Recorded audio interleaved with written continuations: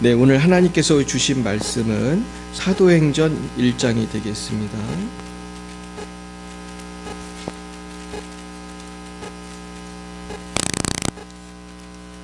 사도행전 1장 12절부터 26절까지 말씀을 보겠습니다. 사도행전 1장 12절에서 26절, 우리 신약 성경 187면 사도행전 1장 12절에서 26절까지입니다. 제가 먼저 12절을 받들어 읽겠습니다. 제자들이 감람원이라 하는 산으로부터 예루살렘에 돌아오니 이 산은 예루살렘에서 가까워 안식일에 가기 알맞은 길이라.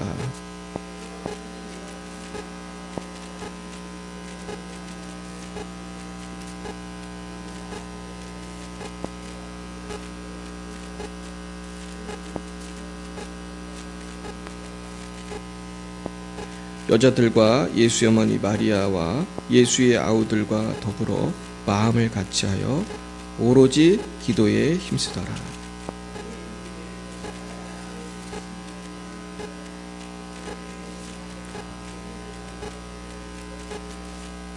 형제들아, 성령이 다윗의 입을 통하여 예수 잡는 자들의 길잡이가 된 유다를 가리켜 미리 말씀하신 성경이 응하였으니 마땅하도다.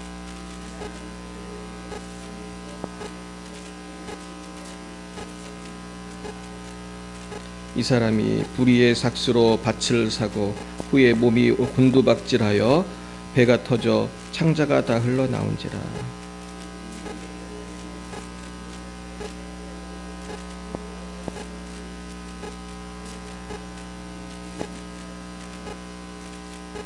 시편에 기록하였을 때 그의 거처를 황폐하게 하시며 거기 거하는 자가 없게 하소서 하였고 또 일렀을 때 그의 직분을 타인이 취하게 하소서 하였도다.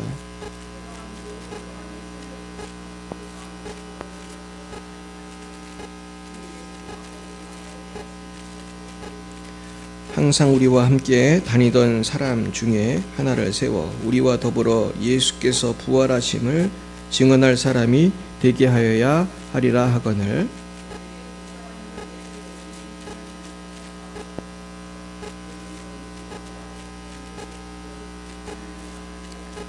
그들이 기도하여 이르되 무사람의 마음을 아시는 주여 이 두 사람 중에 누가 주님께 택하신 바 되어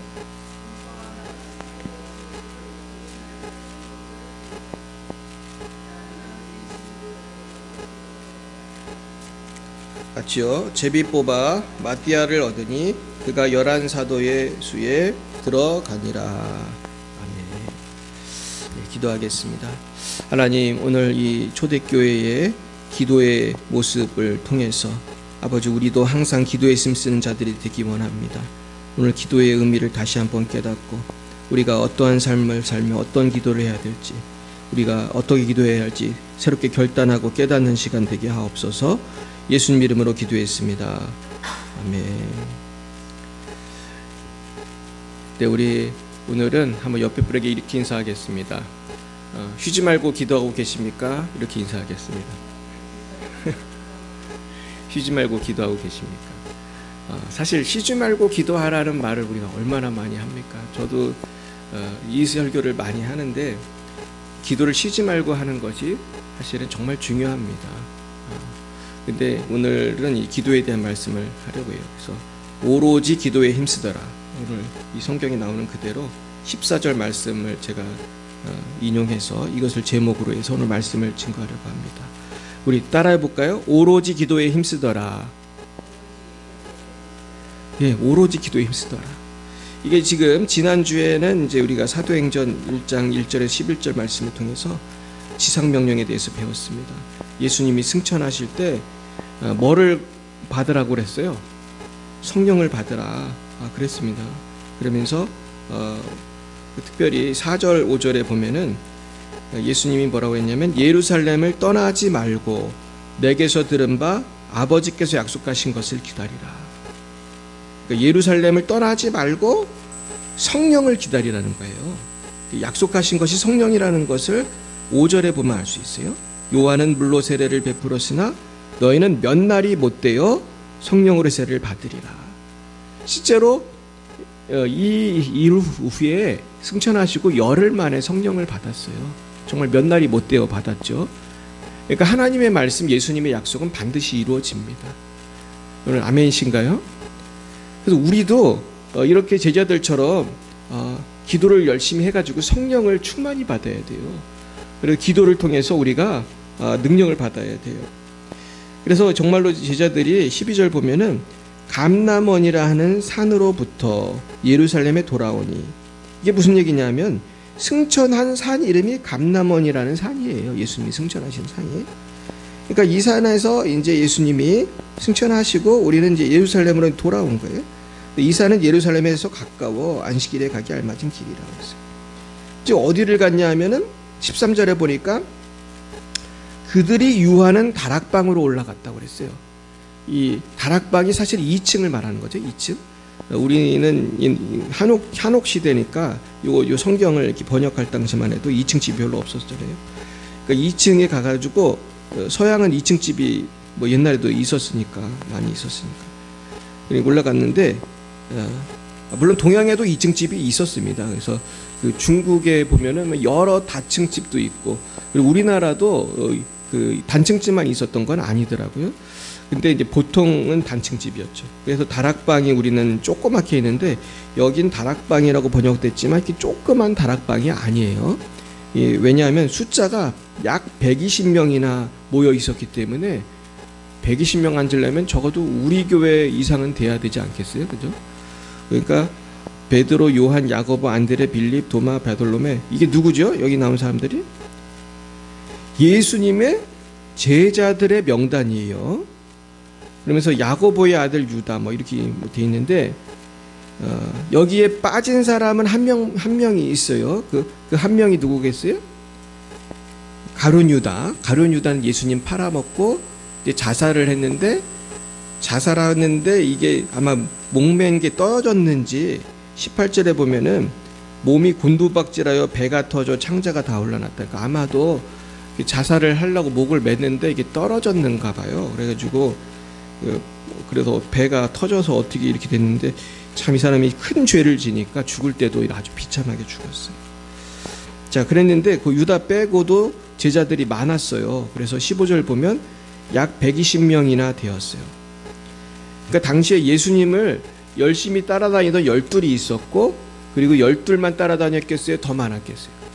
훨씬 많았어요. 그래가지고 지금 이 120명이라고 하는 숫자는 여기 보면은 그 예수님의 12제자, 그리고 예수님의 아우들, 또 예수님의 어머니, 그리고 성경에는 잘 안 나오는 많은 그 여인들, 그리고 또 많은 또 제자들, 이분들이 모인 게 120명이었던 거죠.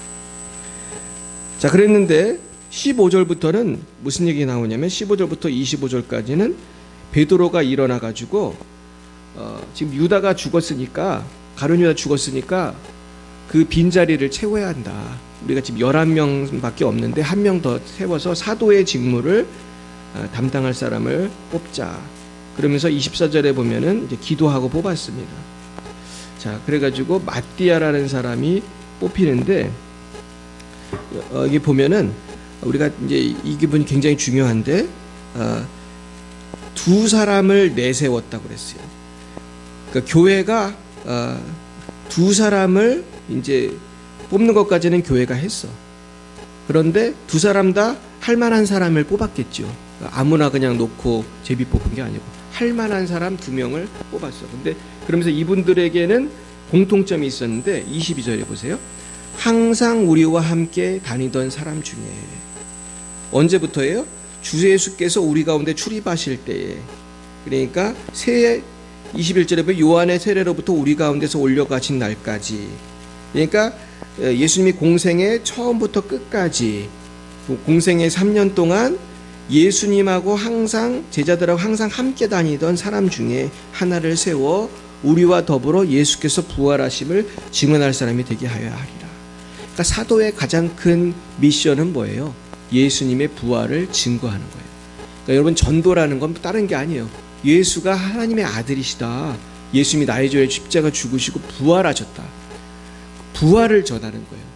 왜 부활이 이렇게 중요하냐? 예수님이 부활을 안 했다면 하나님 아들이에요, 아니에요? 아니죠. 부활을 안 했다면 예수님은 주장한 게 다 거짓말인 거예요.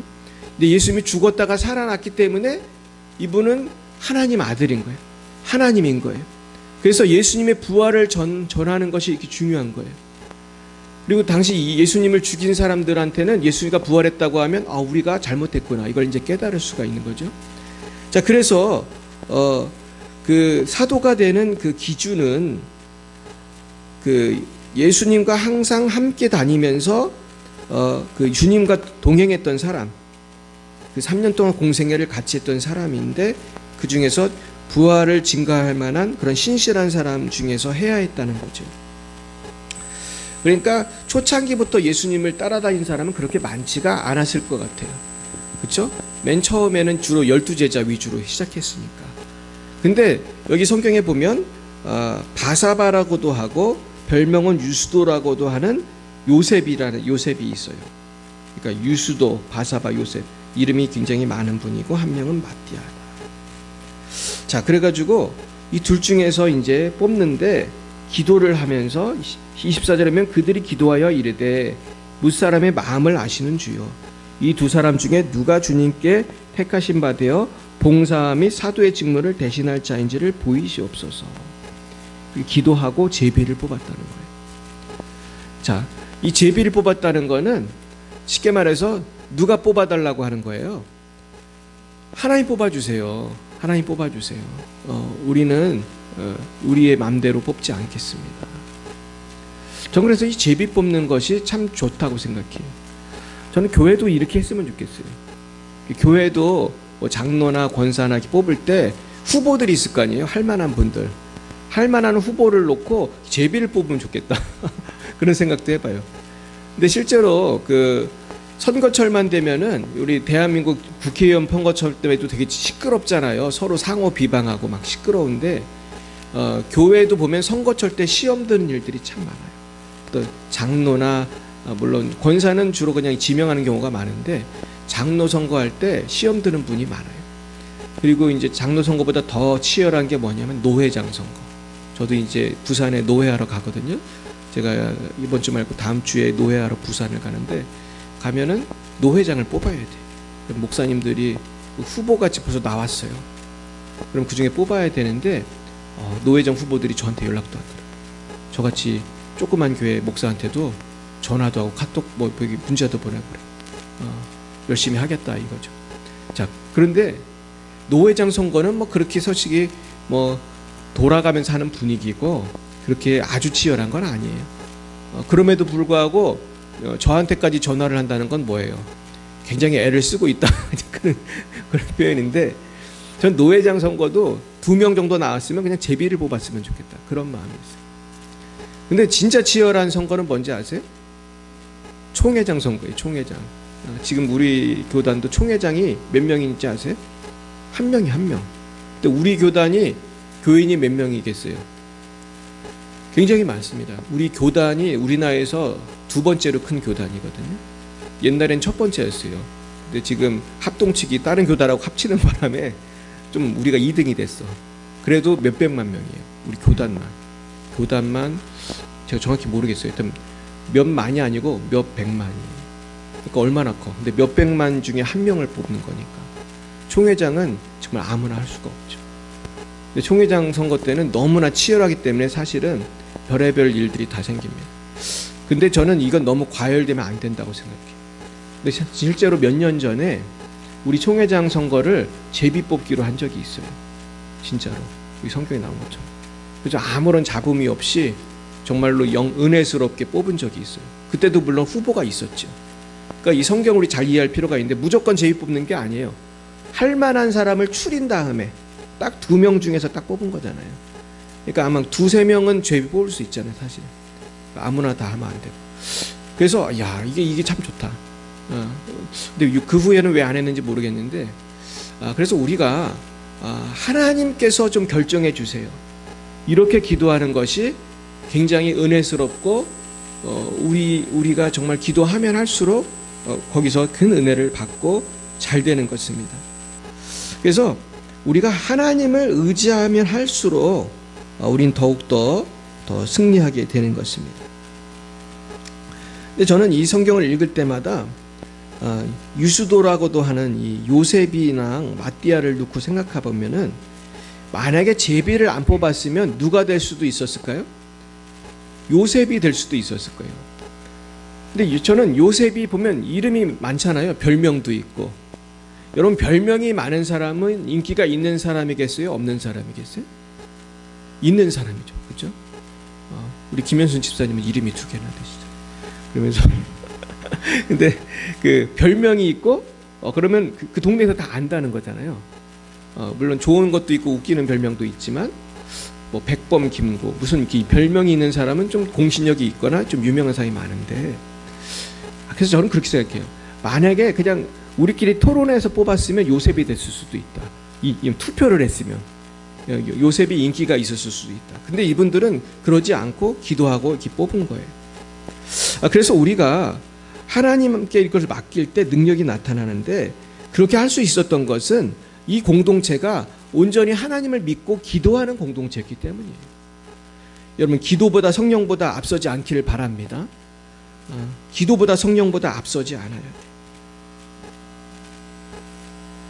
그래서 우리가 뭐든지 기도를 하는 게 중요하다. 그래서 저는 이 성경 본문을 읽는데 굉장히 마음 가운데 평화로움을 느낄 수가 있어요. 이 공동체는 참 튼튼하다. 이거를 사람이 할 수도 있는데 그냥 사람이 하게 냅두지 않고 기도하고 제비를 뽑는 모습 속에서 어떤 영적인 평안을 느낄 수 있었어요. 사랑하는 여러분, 우리의 참된 평화라는 것은 환경에서 오는 것이 아니라 우리가 기도할 때 오는 것일 줄 믿습니다. 기도하고 하나님 뜻대로 살 때 우리가 참된 평안이 임할 줄 믿습니다. 아멘이십니까? 우리가 지난주에도 이제 전도하다가 핍박을 받았는데 저는 사실은 굉장히 감사한 마음도 들었어요. 순간은 좀 기분 나빴지만은 감사한 마음이 들었어요. 왜냐하면은 우리가 작년인가요? 언제부터 우리가 이 노방 전도를 했나요? 노방 전도를 처음 시작한 게 우리 고난 주간에 시작했잖아요. 우리 고난 주간에. 그때 제가 한 말 기억하십니까?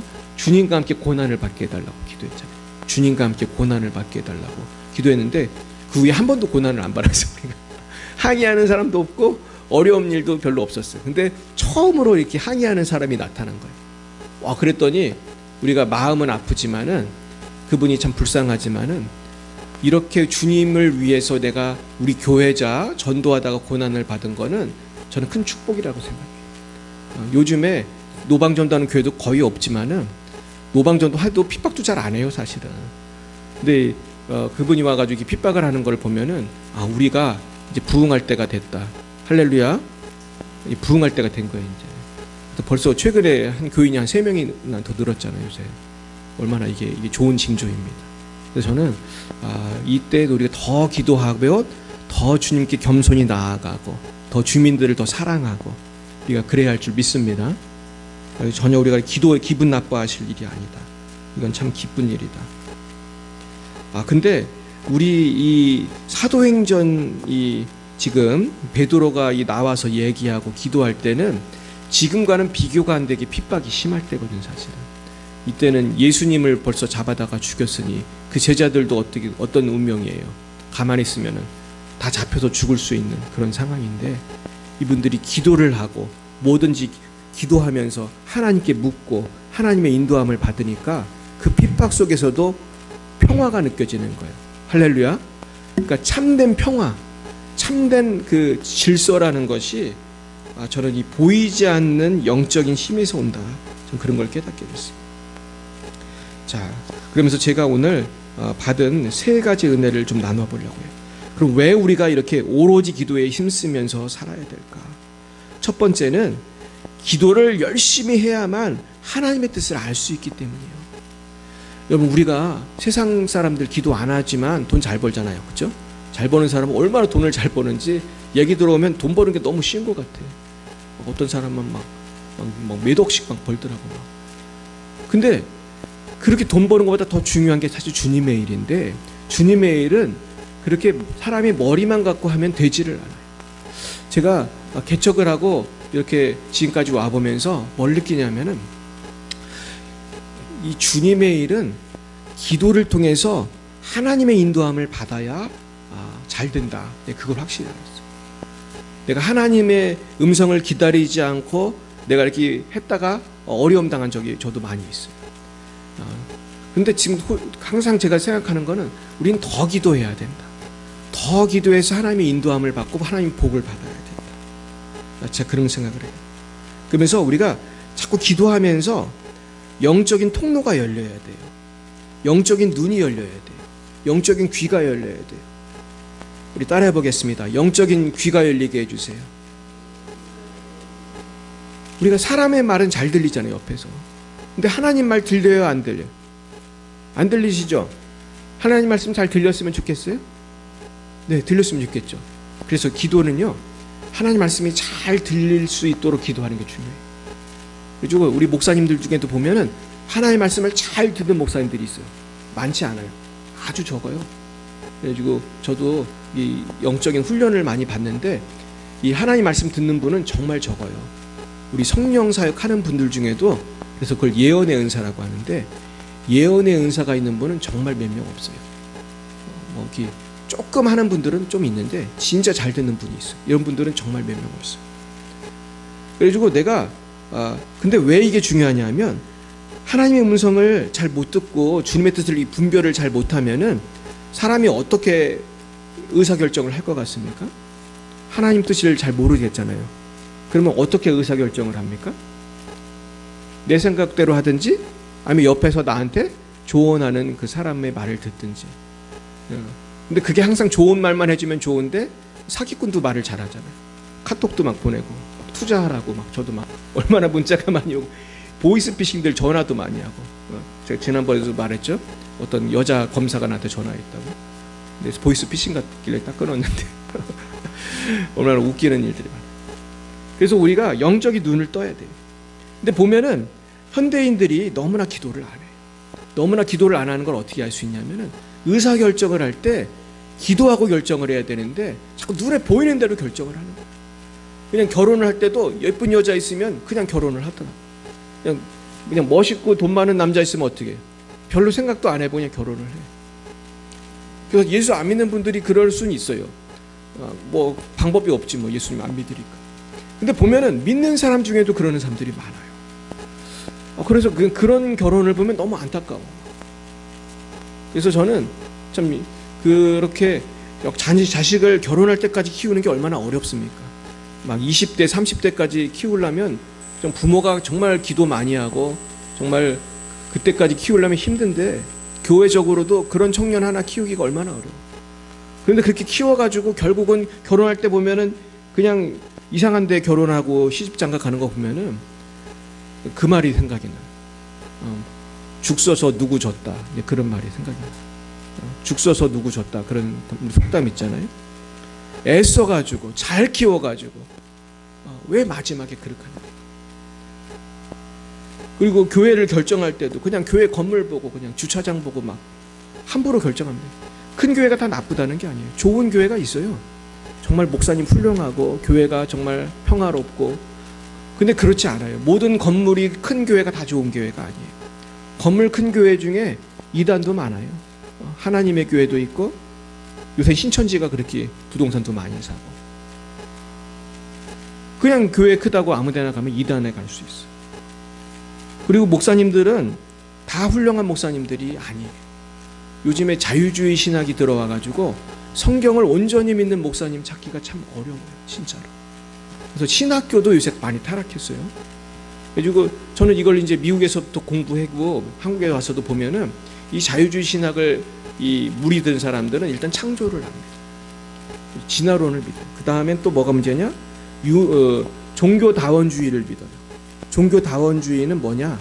예수만 구원이 있냐? 불교 믿어도 상관없다. 이게 종교다원주의. 종교다원주의를 빠진 사람들이 사실은 꽤 많아요. 근데 겉으로 얘기는 안 하지, 자기들이. 쫓겨날까 봐. 근데 그런 얘기를 안 하는데 이제 그런 사람들이 있어요. 이런 다원주의로 간 사람들은 벌써 이제 성경에 대한 기준이 흔들리기 때문에 뭐 10월 27일 뭐 우리가 모이자 뭐 기도하자 그래도 관심이 없는 거예요. 그리고 또 성경을 제대로 안 믿는 사람은 성령의 능력을 안 믿어. 기도하면 병을 고쳐주십니까?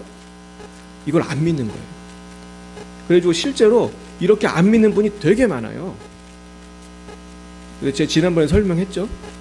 사실은 성령의 능력은 사도행전 때까지만 있는 게 아니고 지금도 있어요. 그 하나님이 예수님 우리에게 성령을 보내주신 것은 땅끝까지 복음을 전하도록 권능을 주신 것이지 사도행전 때 반짝하고 끝나라고 주신 게 아닌데 잘못된 신학이 들어왔어요. 이미 루터 칼빈 때부터 이 잘못된 신학이 들어와가지고 이걸 뭐라고 말할 수 있냐면은 기적 종료론, 뭐 그렇게 표현할 수 있어요. 기적이 끝났다. 근데 이건 정말 잘못된 거예요. 방언, 병고침, 귀신 쫓고 예언하고 이게 끝났다. 이렇게 주장하는 목사들이 역사적으로 보면 많이 있었어요. 근데 지금도 많이 있어. 근데 이분들이 착각하는 건 그게 잘못된 거예요. 성령을 회방하는 죄가 얼마나 큰 죄인지 깨달아야 할 줄 믿습니다. 이것은 정말로 심각한 문제. 그리고 재림에 대해서 잘못 아는 교회가 굉장히 많아요. 휴거 안 믿는 교회 엄청 많습니다. 이거 굉장히 심각한 문제예요. 휴거를 안 믿으면 재림의 시나리오가 뒤죽박죽이야. 그러면서 막 사람들이 두려워해. 막 적그리스도 올까봐 막 두려워하고 쓸데없는 걱정 근심하고. 제가 그랬죠. 적그리스도를 우리는 두려워할 필요가 없다. 예수 잘 믿으면 하나님이 어떻게 하신다고 그랬어요? 다 도와주신단 말이에요. 적그리스도 나타나기 전에 우리 다 이렇게 휴거돼가지고 공중에서 주님 만난다. 이게 성경에 나와요. 근데 이걸 안 믿는 거예요, 성경은. 그러니까 교회는 아무데나 가면 안 되고 창조신앙, 구원신앙, 성령신앙, 재림신앙에 바로 선 교회를 가야 돼요. 그래서 우리는 기도를 많이 해야 돼요. 두 번째, 왜 기도를 많이 해야 되느냐? 기도해야만 하나님의 일을 감당할 능력이 생기기 때문이에요. 여러분, 기도해야 하나님의 능력을 받는 줄 믿습니까? 기도해야 돼요. 믿고 기도해야 돼요. 그래가지고 기도와 금식이 아니면 이런 유가 날 수 없느니라. 이제 그런 말씀도 있잖아요. 그래서 제자들이 왜 우리는 귀신을 못 쫓았습니까? 그러니까 기도와 금식 외엔 이런 유가 날 수 없느니라. 기도해야 되는 거죠. 그래서 많은 사람들이 알고 있는 걸 실천을 못해. 뭐 전도도 그렇고, 뭐 우리가 사랑하고 용서하는 것도 그렇고, 우리가 뭐 선교하는 건 더 그렇고, 알지만 해야 되는 걸 알지만 할 수 있는 능력이 없고 용기가 없는 거예요. 그죠? 이게 하고 싶은데 못하는 거예요. 그래서 우리가 기도해야 할 줄 믿습니다. 여러분, 우리가 이 소돔과 고모라 같은 세상에서 전도하면서 빛과 소금으로 살려면은 우리가 기도를 통해서 능력을 받아야 돼요. 성령의 도우심을 받아야 돼요. 하나님의 영이 나를 주장해야 돼요. 결국은요, 우리 이스라엘 백성들도 보면은 언제 어려움을 당했냐? 그거는 영적으로 잠을 잘 때 어려움을 당했어요. 그래서 이스라엘 그 역사를 보면은 이스라엘이 정말 힘이 없어가지고 망한 적이 없어요. 다 언제 망했냐? 교만해서 기도 제대로 안 하고, 하나님께 기도해야 되는데 누구한테 기도해요? 우상한테 기도하고. 그럴 때 망했어요. 그럴 때는 약한 병사가 와도 졌어요. 그런데 정말 열심히 기도하면 아무리 강한 100만 대군이 와도 물리쳤어요. 여러분, 우리가 지난주에도 우리가 핍박을 당했지만은 우리 열방의 빛 사랑교회 여러분, 마귀를 이기고 우리가 복음을 전하고 부흥하려면은 반드시 여러분들이 기도를 열심히 하셔야 할 줄 믿습니다. 그러니까 이번 주 토요일에 우리가 모여서 기도하자는 거예요. 3시에 모여서. 이거 꼭 병만 낫자고 기도하는 게 아니에요. 우리 교회가 살려면, 한국 교회를 살리려면, 우리 선교사님들 도우려면 우리가 정말 비장한 각오로 기도를 해야 돼요. 그래서 나는 기도를 열심히 하지 않는 사람처럼 이 강심장이 없다. 기도 안 하고 어떻게 사냐? 기도 안 하고. 기도 안 하면 마귀가 얼마나 우리를 방해하는데. 그러나 기도하면 담대할 줄로 믿습니다. 근데 기도에서 중요한 게 있어요. 뭐가 중요하냐? 자세가 중요해요. 자세. 그러니까 기도를 그냥 한다고 응답이 되는 게 아니에요. 하나님은 우리가 어떤 자세로 어떤 마음으로 기도하는지 아실까요? 다 아시죠. 우리가 정말 겸손히 기도하는지, 간절히 기도하는지, 그냥 건성건성 그냥 목사님이 오라고 그러니까 할 수 없이 와가지고 기도하는지 하나님은 아신단 말이에요. 근데 하나님만 아는 게 아니고 마귀도 알아요. 이거 정말 놀라운 얘기죠. 믿음을 가지고 선포하고 그래야 마귀가 떠나지. 제가 정말 웃기는 얘기 하나 해드릴까요? 제가 목사님들한테 제가 그 기도하는 법을 가르치는 걸 많이 하는데, 내가 어떤 목사님한테 그랬어요. 자, 악한 영을 쫓기 위해서는 그 환자라든지 기도 받는 분을 이렇게 누워놓은 다음에 어떻게 하시고 명령을 하라. 제가 그랬어요. 뭐라고 명령하겠어요? 예수님의 명하노니 악한 영은 떠나가라. 이제 그렇게 하는 거잖아요. 근데 그 이상한 목사님을 내가 만났어. 이분 왜 그러는지 모르겠는데 나이도 많은 분이에요. 마귀한테 이렇게 말하더라고요. 떠나주세요. 그러더라고요. 이분이 왜 그러냐? 아니, 그러지 마시고요. 선포를 하세요. 떠나가라. 그렇게 하세요. 알겠습니다. 그러더니 좀 있으니까 가주세요. 그러더라고 또. 왜 그러는 거예요 도대체? 근데 내가 볼 때 이분은 좀 영적으로 문제가 있는 것 같아요. 제가. 근데 개선이 안 되는 거야. 근데 우리 성회를 자주 오시거든. 제가 얼굴을 아는데 나이도 한 거의 70 가까이 됐어요. 근데 마귀한테 떠나주세요 이러더라고 계속. 근데 여러분, 마귀한테 떠나주세요 이렇게 하면 마귀가 가겠습니까? 마귀는 우리 말을 엄청 안 들어요. 마귀니까. 귀신같이 우리를 알고 버티는 거야. 그 마귀를 물리치는 방법은 믿음의 기도예요. 할렐루야. 믿음의 기도가 역사는 힘이 큰 거예요. 하나님을 믿고 예수를 믿고 선포하길 바랍니다. 그러면 떠나가는 거예요. 제가 옛날에 어렸을 때 들은 얘기예요. 어렸을 때 우리 어머니가 해주신 얘기인데, 하루는 어느 동네에 미친 사람이 있었어요. 근데 미친 사람도 제가 두 가지라고 했죠. 뇌를 다친 분은 병원에 가야 되는 거지만은 진짜 귀신의 역사로 미친 사람들이 꽤 많아요. 근데 이 미친 사람이 있는데 막 힘이 장사야. 막 사람을 막 집어 던지고 그러니까 어떤 목사님이 와가지고 귀신한테 물러가라고 했더니 그 집어 던지더래. 이 귀신들이 힘이 장사야. 또 어떤 장로님이 왔는데 또 집어 던지더라.